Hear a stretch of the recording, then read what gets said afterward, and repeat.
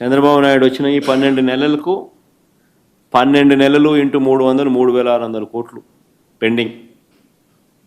ఆరోగ్య ఆసరాకు అంటే ఆపరేషన్ అయిపోయిన తర్వాత పేషెంట్ రెస్ట్ తీసుకునే సమయంలో కూడా నెలకు 5,000 రూపాయలు ఆ పేషెంట్కి ఇచ్చి రెస్ట్ సమయంలో కూడా పేషెంట్ను ఆదుకునే కార్యక్రమం ఆరోగ్య ఆసరా.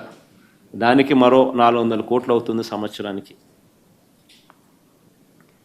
4,000 కోట్ల రూపాయలు,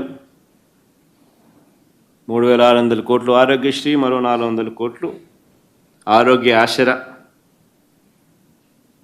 పూర్తిగా ఎగ్గొట్టేశాడు. Network hospitals చేతులెత్తేసాయి.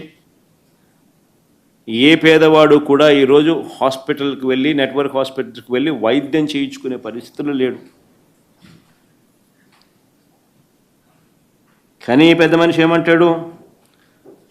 మంతర్ అంటాడు, ఆబ్రక డబ్రా అంటాడు, అన్నీ చేసేసామంటాడు. ఎవరైనా చేయలేదు అని అంటే మీ నాలుక మందం అని చెప్పి బెదిరిస్తాడు. జరుగుతా ఉంది. రైతుల పరిస్థితి అయితే నేను చెప్పాల్సిన పనిలా ఇంతకుముందే మీ అందరికీ కూడా కంటికి కనపడేట్టుగా అర్థమవుతోంది. రైతులకు పెట్టుబడి సహాయం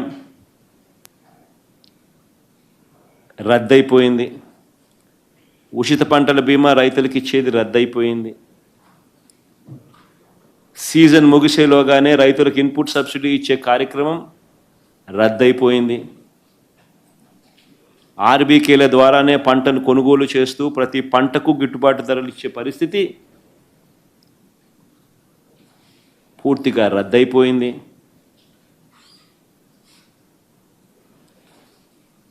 వ్యవసాయం పూర్తిగా